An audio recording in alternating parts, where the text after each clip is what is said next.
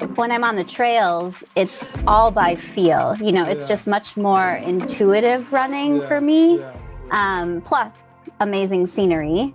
And, you know, a lot of times your trail run might actually just be a way to get to a destination, but like enjoying the journey along the way. And trail running for me is about so much more than running. You know, it's a way to really get immersed in the depths of nature, get away from the hustle and bustle. And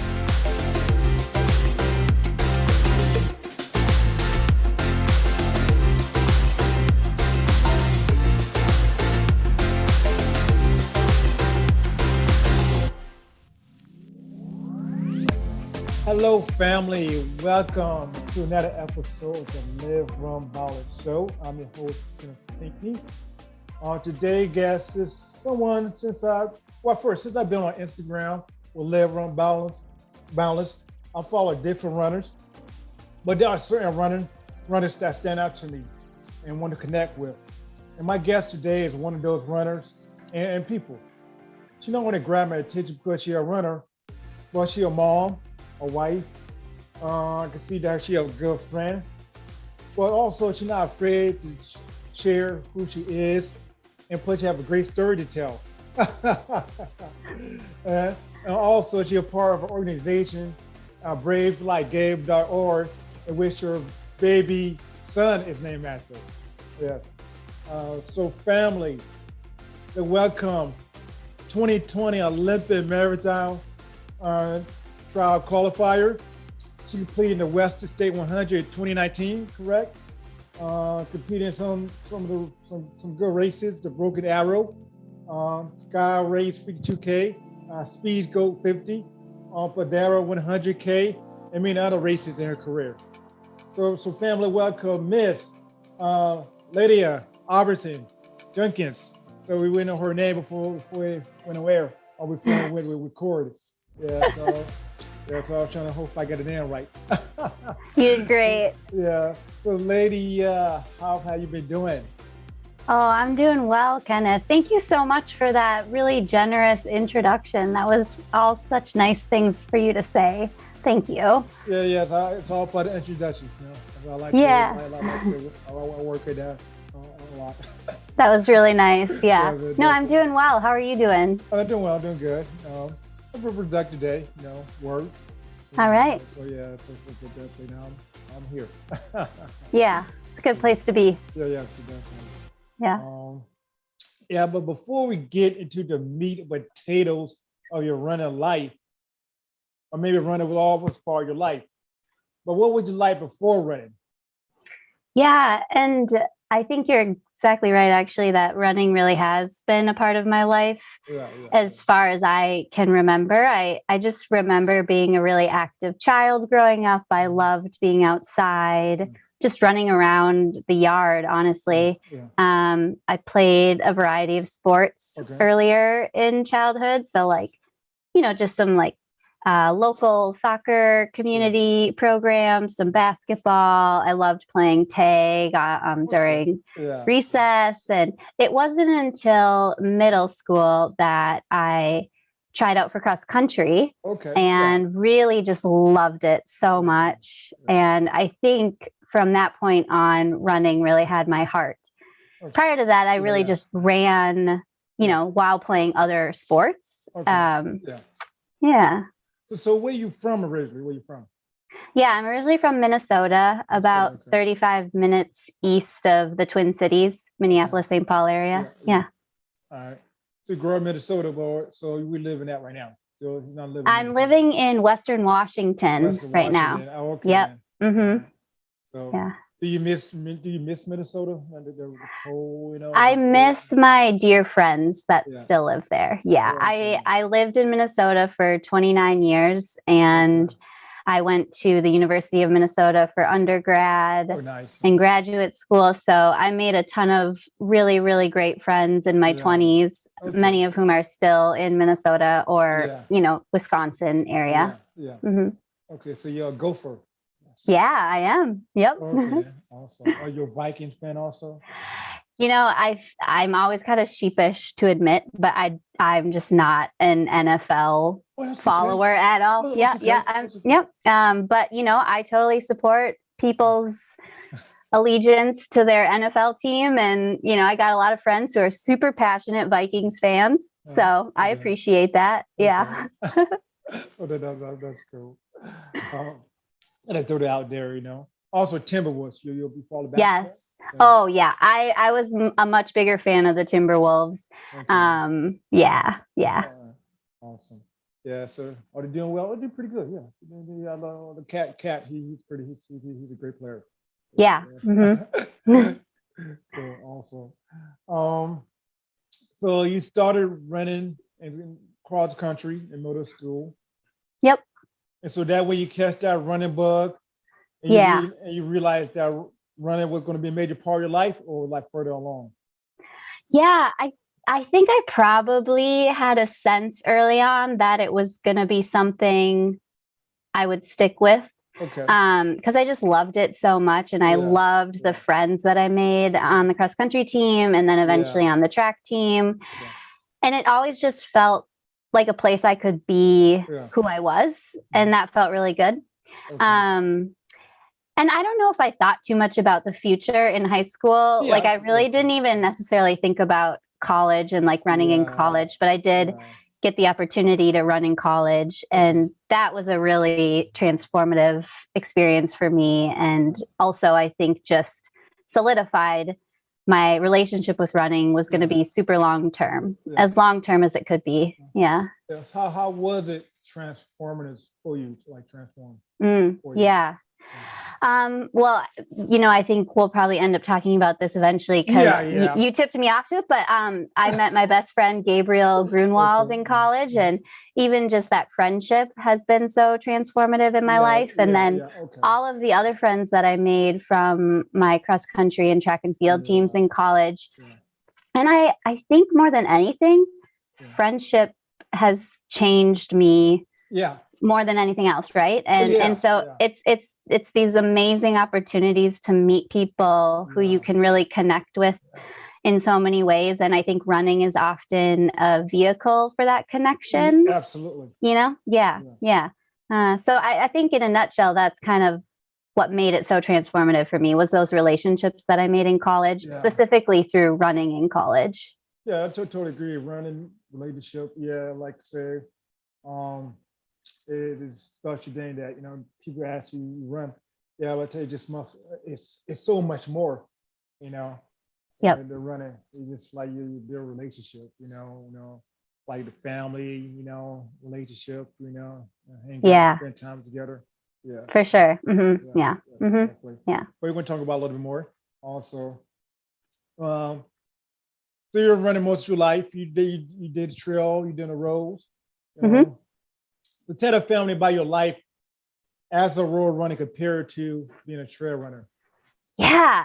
Honestly, they almost kind of feel like different sports to me. Okay. Yeah. And I'd be curious what you think too. Just, I think like when I was racing on the roads, it was so much more about pace and hitting a certain time and like doing these really structured workouts. Whereas when I'm on the trails, it's all by feel, it's just much more intuitive running for me. Plus amazing scenery. And, a lot of times your trail run might actually just be a way to get to a destination, but like enjoying the journey along the way. And it's trail running for me is about so much more than running. It's a way to really get immersed in the depths of nature, get away from the hustle and bustle. Absolutely. So I'm curious though how they compare for you. Oh man, well, since I've been doing this for 2 years,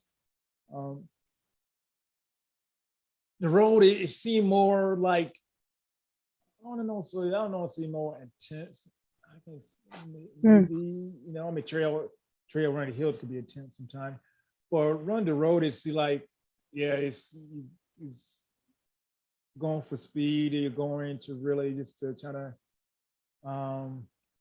you really don't take the time really to explore, you know, and I read about exploring, we all on the road, and you're just trying to run. But the trail sometimes just go out there and explore. Yeah. Get lost. I literally get lost. I get lost.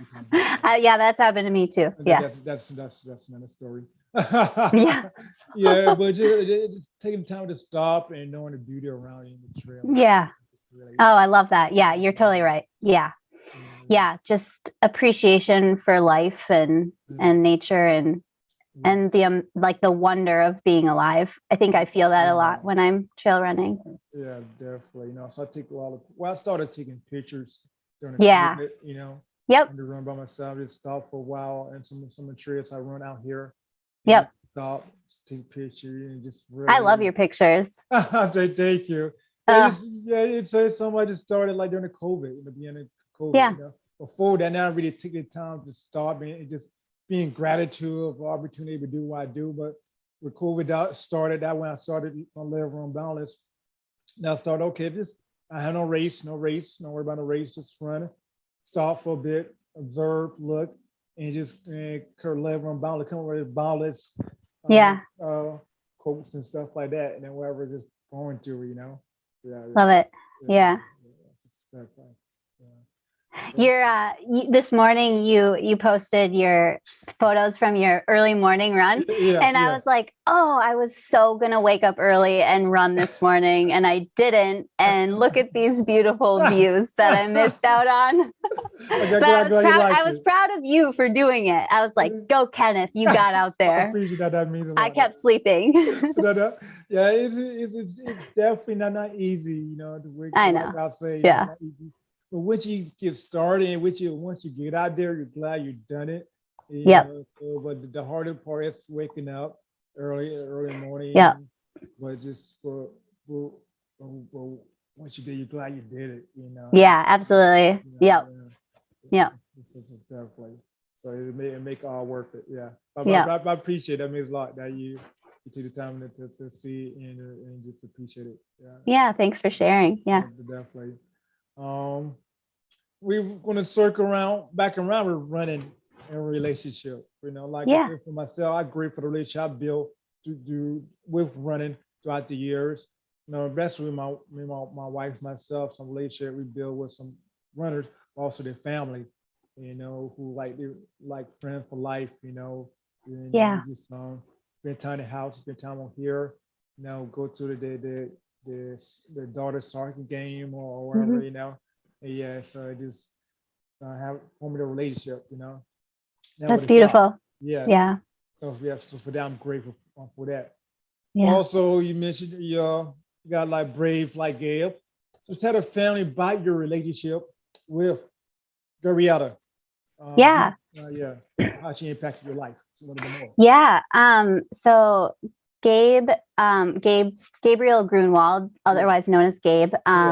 Gabe and I actually met our senior year of high school at the Minnesota State Track and Field Championships. So that was, we met there very briefly because I had forgotten my spikes, and I was frantically running around asking people if they had a size 6.5 spike. And Gabe was the one person who offered me her spikes to race in, which was super generous. And she didn't even think twice about it. She just saw someone who looked like they needed something, and she wanted to step up and help me out. And that was just such a beautiful gesture on her part. And actually at that time, we didn't know that both of us were going to go to the University of Minnesota in the fall. So we showed up for the first day of cross country camp for the University of Minnesota cross country team. And there she was, there I was. And so we really went through the entire collegiate journey together, and we were part of a really small incoming class. And so those of us in that class got really close, and her and I especially just got really close. We we shared rooms every time the team would travel for competition. And our big pre-race ritual was to watch country music videos on like that one channel that just does them all day long. That was great, by the way. It was. We could spend hours just watching those music videos because we really had a like shared passion for music. And she would often, find live music for us to go to. And we loved doing that together. And we were also total running nerds.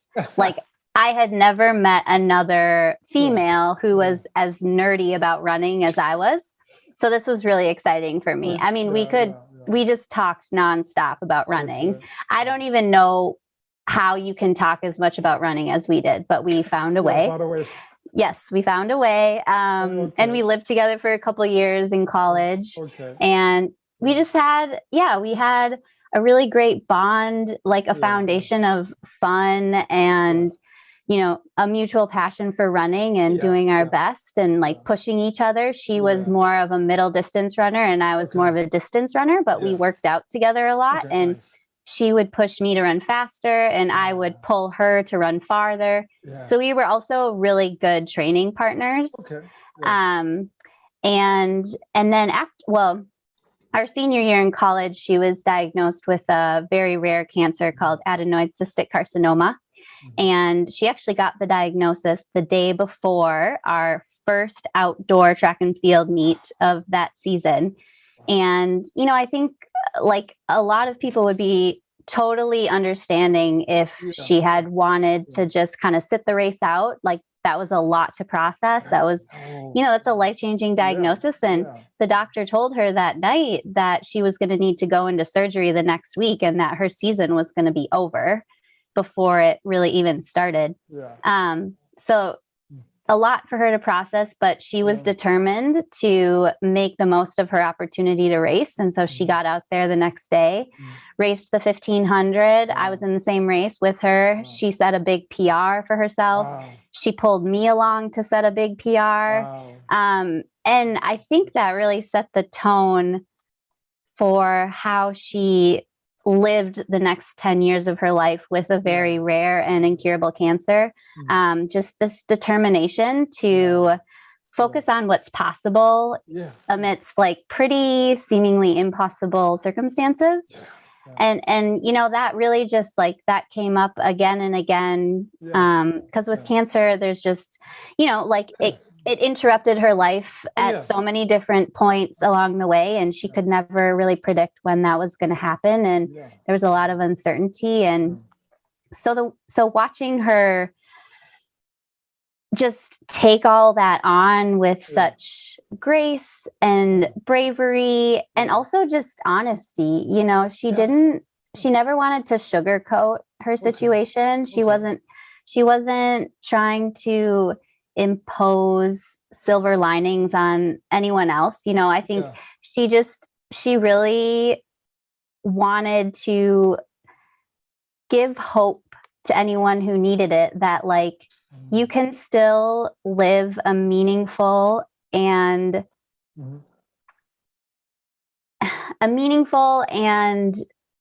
like full life with these really daunting circumstances.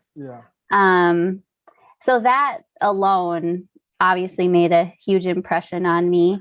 And I think one thing that sticks out for me in particular is when I came into college and even throughout college, I was very focused on like perfecting my preparation for running. I really had this idea that everything had to be perfect in order for me to do the best that I could on race day. And the reality is that nothing's ever perfect. And your circumstances also will never enable perfection.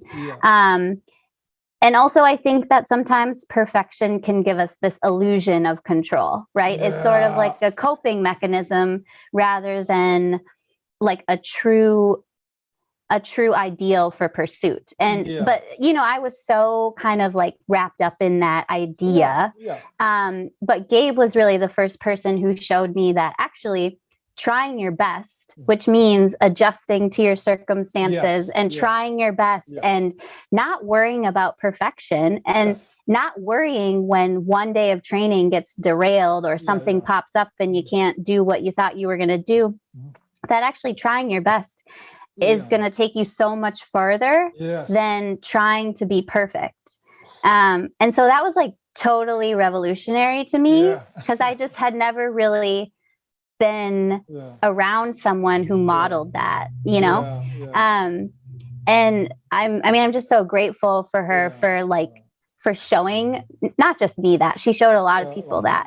And I think it's like such a beautiful life lesson because it obviously is so much bigger than running, right? It goes for all of life to just try my best. And I just think about that all the time.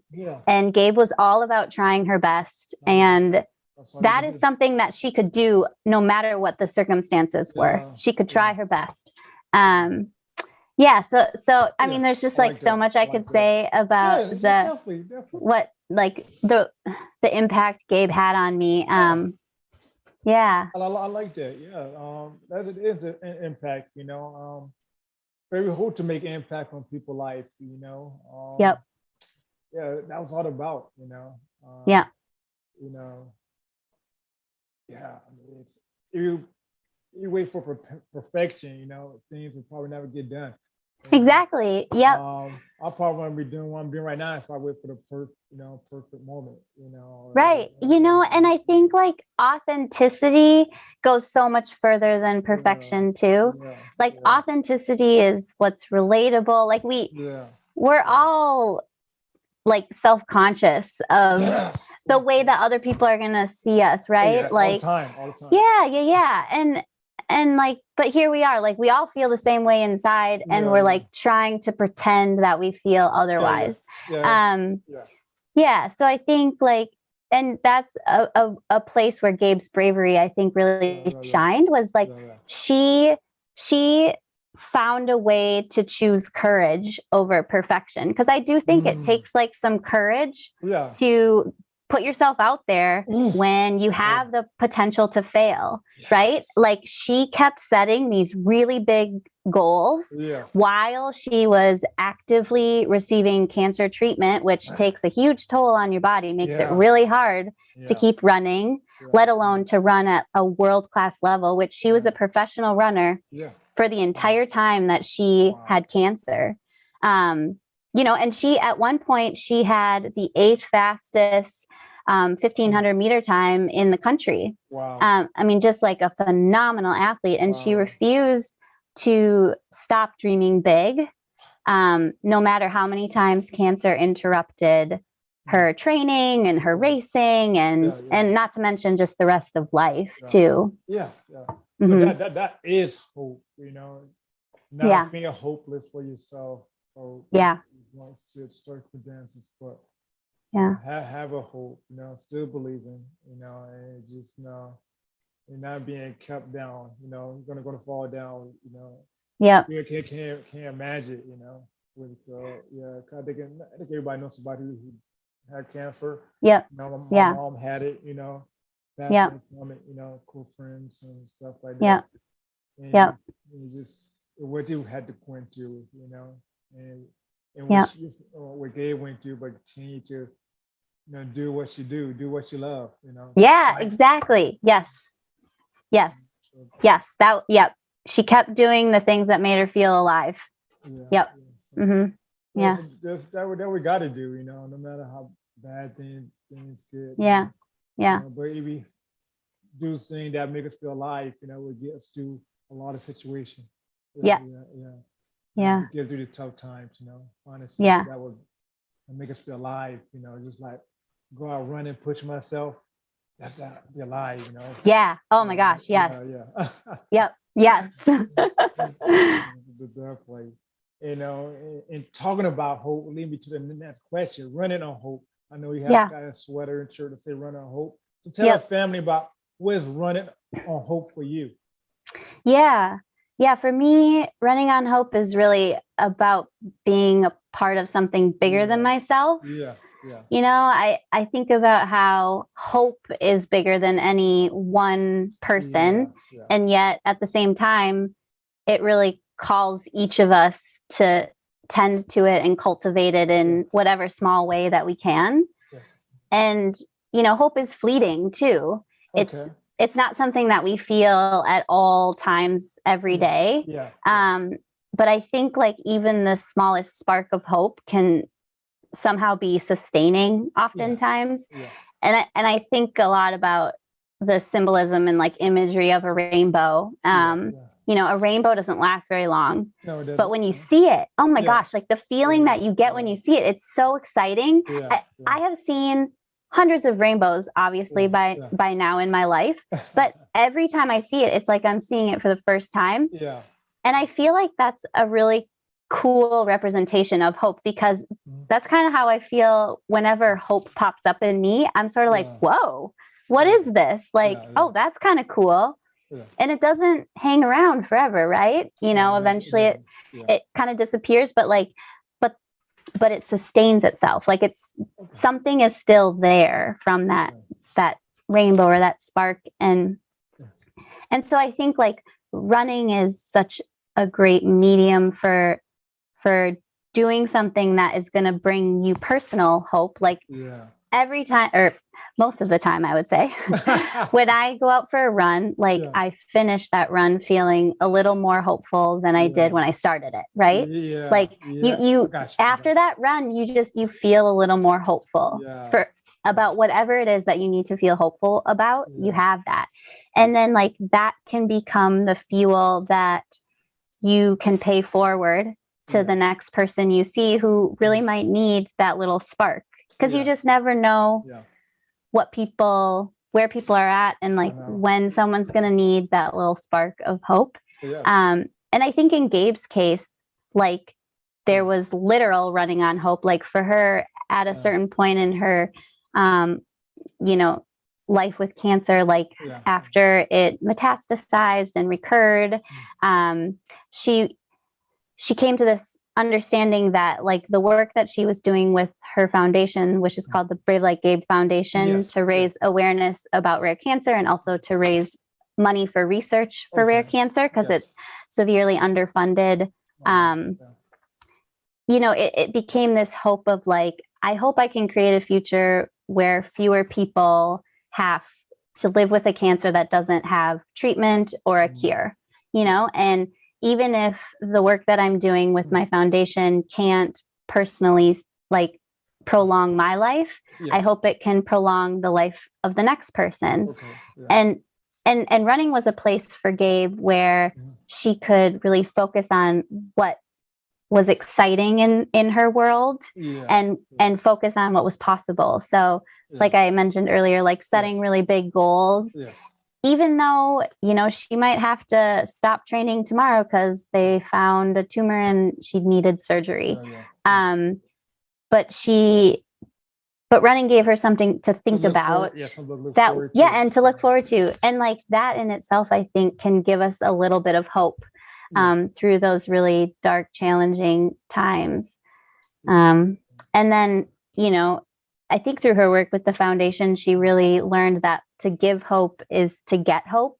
Like the more you share it with others, the more you get back in return. And like the way that running can bring people together around a common cause, it's just like, it's so uplifting, right? Like that feeling you get when you're with a bunch of people who all are like moving together and thinking about the same things, even if it's not exactly the same. But like you said, like most people, if not everyone, knows someone who's been impacted by cancer. And when we come together to move like in solidarity around that, it's so powerful. And that's what we've seen too with like social justice movements and solidarity for folks who are experiencing war. And I mean, I think like running can be a place for that. Yeah, you're definitely running for a cause, running for something bigger than yourself, And it's amazing how you can take something simple, like you say, something simple about running and bring people together, and and find a cause to run for, Yeah. It's just amazing, I know here in San Yeah. Diego. And, Yeah. yeah. So And go ahead. I think like hope has this cool way of making us more generous Yeah. too. And so, because running for a cause is not always enough. I mean, it's not enough, right? To really affect change. Like No. it's a good place to set intention and to run with purpose and to bring Yes. people together. But like, if we're not like putting action and money towards those causes, right? Yeah. But like, I think that feeling of hope kind of opens our generosity to be able to take those actual like tangible action steps too towards working towards a better future. Yeah. It's just like the many runner groups I run with here in San Diego area, the YMCA South Bay Trail Running Group.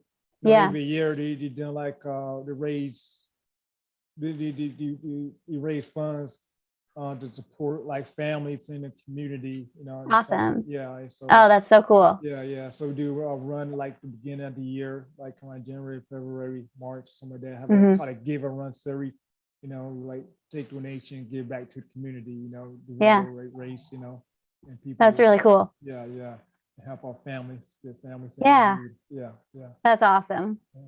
And how cool that you can like give back to your local community too through that. That's so proximal and like what an awesome way to just make it like a renewable resource. Like this hope is a renewable resource. That's cool. That's cool. Definitely.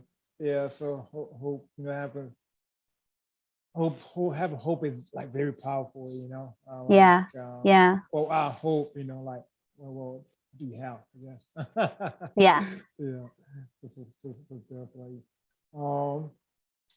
You talk about courage a little bit. How Gabe, how the courage that you have, the courage to be vulnerable. And now I noticed that, and I really, do your Instagram posts. You're very vulnerable. And you share your good, you share your bad, you share your ugly, you share your ups and downs of your life, on social media, and you share to the world. And what gives you the courage to share your life journey with the world? Yeah. Well, first, thank you for calling that courage. I mean, I guess it doesn't really feel. I don't feel very courageous most of the time, but I think that's one thing about courage is that oftentimes maybe we don't feel courageous and it takes someone else to name it and point it out to us. So thank you. That's really kind. But I would say, I mean, Gabe really inspired me to talk about the things that are hard for me to talk about, because most likely if it's hard for me to talk about, it's hard for someone else to talk about. And if I can at least put some words to that thing that feels so hard to talk about, like it might help someone else feel a little less alone. And I mean, that's really what it comes down to. It's just like in human connection, I see other people sharing like their story and things that are hard for them to talk about, and I think it just inspires other people to do the same. Definitely, it's just hard to put yourself out there, share, you struggle to challenge, for me, I started doing a little bit, and with my boundless thoughts, and stuff like that, so. But I love reading your story on your website. I think you have such a beautiful story, and I appreciate you sharing it. And you're a great writer too. Like that. I've shared that with a couple of my friends. So thank you for putting it out there. That means a lot. I don't consider myself a good writer. Oh, you are. It just was one idea led to another, I never thought I'd been doing what I'm doing, but that's cool. I try to take myself out of the equation, and hopefully I could share. And to be vulnerable is definitely hard to share. It is. By yourself, by your life, but yeah, hopefully somebody be impacted, be inspired, Yeah.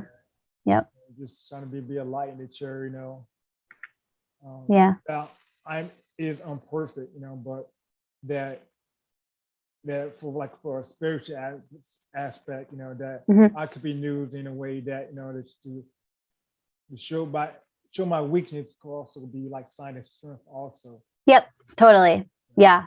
Yeah. I'm with you there for sure. Yeah. Maybe somebody could relate, also. Oh yeah. Yep. Yeah. Yep. So fair play.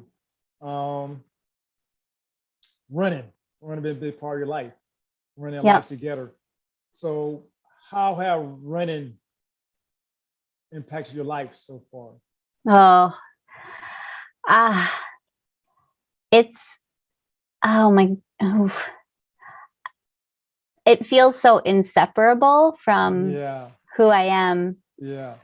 I'm guessing you can relate to that. Yes. Oh, Yeah. Yeah. I wasn't always a runner like you, I like to tell people my off and on, I really had the desire to run with my like early 20 after I make a spiritual change. Stop doing stuff what we're doing, and then and with that spiritual change, I had a desire to run a little bit, but like throughout the years, I really never learned the process I learned about being healthy or whatever until later on in life to my mid 30s and take you through my story, help them my Navy win, and that stuff like that. And that would really trigger me to really focus more on health, living healthy and running. And since the past few years, I catch that bug, and now I enjoy the process of and the journey of running. Yeah, that's so awesome. Yeah.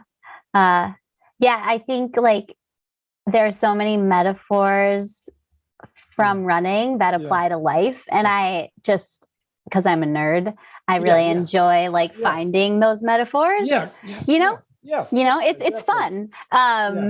And I think especially with ultra running and like trail running in general, there's so many metaphors for life, and just totally agree. Like you don't know what is around the next corner, and you are kind of like paying attention to a lot of different things all at once. And you just have to adapt as you go, and you have to enjoy the journey. And I think just the way that trail running can put gratitude front and center. I try to go back to that in life, like on those days where I'm feeling like my patience is wearing out and I'm getting tired and I'm hungry. And another like very apt lesson from running is just like, if you're starting to, if your patience is wearing thin and your anger or your temper is starting to flare, most likely you need some water. You need a snack, and you need to take a little break. Like time out for five minutes, get your snack, get some water, come back. Just like during a long run, you got to like keep fueling. You got to take those little breaks, and that's how you keep going. Right. So I think about that a lot now that I have a 15-month-old. It's critical that I take snack breaks for myself. Definitely. You need time for yourself to get refueled, get refreshed. Yes. Yeah. That's awesome. So what has life taught you, and what do you want people to know about you? I really appreciate you asking this, because obviously there's a lot of things I could say. I think what has been most top of mind for me lately is my relationship with grief. Earlier in my life, so my biological dad died when I was 10, and at that point, I remember looking around at the adults around me and noticing that, like, it seemed to me like they were not even bothered by this person's death, and like they really carried on in such a way that looked to me, I mean, I couldn't see the galaxy of grief within them, right? And like they carried on in such a way that made it seem like they were indifferent. And I mean, I know now that they weren't. Yes. But as a child, seeing that, I assumed like that's how I was supposed to feel too. Yeah. But of course I didn't. Like I felt so sad and I was so upset about it. But I thought that I was supposed to not feel those things. And so I ended up just really like, trying to stuff down that grief, really bottle it up. Like I didn't think I was allowed to show it. Yes. And I like that, of course, didn't work because grief eventually like catches up with you and it needs to be felt. And I didn't like, I think I just spent like 10 years of my life not understanding these emotions that I had. Yes. And I remember like listening to sad music and not knowing why I liked it. But I think looking back on it, I think I liked it because I think it helped me feel seen. Like it was like, okay to feel sad. Like this music is sad and this is okay. Right. Yes. And that was like a small moment where I was like, oh, I feel kind of seen. Whereas most of the time I was trying so hard not to show how I really felt, And so it took me I'm now 35. So this is 25 years later. And my stepdad died then 10 years later. And even then I still didn't understand that it was okay to express my grief. But it all like caught up with me by that point, because now I had this like second big loss and like there's no way to keep all that inside. Yeah, definitely. But it then ended up coming out in ways that were like harmful and destructive and like and destructive to some of my relationships too, and so it was from my time with Gabe, and then she passed away in 2019 at age 32. And I was able to transform my relationship with grief in the 10 years between when my stepdad died and then when Gabe died. And I see now like grief is holy. Like I see it as holy, and I see it now as like this everlasting connection that we have to the person who has died. And it's kind of sad because I feel like by stuffing down my grief after my dad died and after my stepdad died, like I actually closed off that connection I could have had with them after death. And obviously the connection's different than when they were alive, but I think there is opportunity to have a connection of some sort and like in some way that is really personal to each person. But it has taken me 30 plus years to like come to this place but now I like see grief as holy, and I have such a reverence for it. And that doesn't like mean it's not really painful and powerful. And like sometimes it's so powerful that it can like, it feels like it takes you over for a little while, and it can bring you to some really dark, hard places. And it also can like really transform you over time. So that's where I'm at with like grief. And I just feel like that has become everyone's feeling it right now, right? Like we're at year 2+ of a global pandemic, and there's wars in way too many parts of the world, and there are people suffering everywhere, and just like injustices everywhere. And I think like collectively we're just grieving, and so if I can empower just even one person to like feel their grief and to maybe see it in a slightly different way, like I don't know, that feels meaningful to me. So that's beautiful. I appreciate sharing that. Being open about that. You definitely got to grieve. You got to let it out. As a kid, where I'm from, sometimes I got told, not to grieve. I still remember once a kid, my mom and granddad died. I was like, first I asked God why, to my granddad, I know if I'm standing over with saying or not, I was just a little kid, and so, but I just like, I was volunteers, crying, sobbing, while I was told, start crying, It's well, I learned, like, definitely, it's about really putting yourself out there, being vulnerable, it's we gotta grieve, we gotta let it out, Yeah. Yes. And just, yeah. Yeah. Need to, Yeah. Yeah. Yeah. Kind of hard really put in the words right now, but yeah. So, yeah. No, I feel you. Yeah. It's okay. It is. Yeah. Yep. Yep. Yep. Definitely. Yeah. You take a lot of weight off your shoulder, Yeah. Yeah. Yep. And to let go. Yep. And Yep. be who you are. Yeah. Yep. Yep.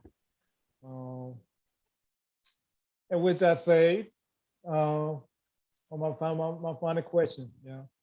Oh, you gotta have some time to think about it. So, what is your boundless motivation? Yes. And I love this question. And I love your mantra. Yeah. Love it, hate it, embrace it, the journey. Yeah. That's awesome. Yeah, thank you. Yeah. So lately, and this works really well, because lately my mantra really has been, let's see what happens when you just keep trying your best. Yeah. We're not like, perfection's not even in the picture. That's not the goal. Let's see what happens when you just try your best and keep showing up as you are, as you are. You don't have to be anything different than what you are right now. Yeah. Okay, like they keep showing up, Yeah. Keep trying your best. No matter, I'm not trying to be perfect, but just keep showing up, Right. You only keep showing up, you'll be amazed at what's going to happen, Yeah. And what's so exciting is we don't know what's going to happen. And, obviously that can feel scary, because it can be like, oh, well, what if what happens is bad? But also, what if what happens is amazing and surprises you and is beyond or boundless? Like, it's beyond the boundaries you would have set for yourself. So, yeah. So that's where I'm at. Okay, I like the feature that. So you know the quote and all of that, Yep. You paid attention. Yes, I try. Also, appreciate that. I'm encouraged. I'm encouraged by this interview. Appreciate you sharing. Appreciate you gave me a little bit of encouragement. Oh, So good. I'm just somebody just trying to just do this as a platform to hopefully to have an impact, and just be inspired, You definitely are, and you're awesome. This has been so fun. I've really enjoyed this. Thank you for infusing my day with such joy. This is I just love having conversations, and this has been a really fun conversation. Yes, it was, so definitely, so hopefully maybe one day we get to see each other in person. Yeah. Who knows? Yes, I hope so. I think we will. Yeah. Yeah. Awesome. Yeah. So again, thank you. Ladia, it's all good. Ladia, yes. Thank you, Ladia, for joining me. Also, live around Balance family. Take time out. I know it's pretty late. Not. No, it's not that late. Thank you for welcoming me into the family. It means a lot. Yeah, definitely. Also, yeah. Wonderful addition. So Thank you. Now you're like a join as a co-host one day. Yes. Awesome. Well, thanks so much, Kenneth. Yeah, definitely. So if people want to get contact you, want to follow you, how would you do that? Yeah. I am on Instagram at Ladia Hallie, which is HALLIE. And send me a message there. I'm happy to share my email address too for more exchange. And awesome. I love connecting. So awesome. And thank you. Thank you. And thank you, Live from Balance family. Yeah. For joining me for another episode of Live from Balance Show. Living a life beyond the boundary that you set on yourself. Yes, I appreciate Ladia just showing us how we can live a life beyond the boundary set herself. Also her friend, Gabe, that passed away. It's definitely she inspire others to live a life beyond the boundaries, and so her boundaries and have a hope. So thank you for that.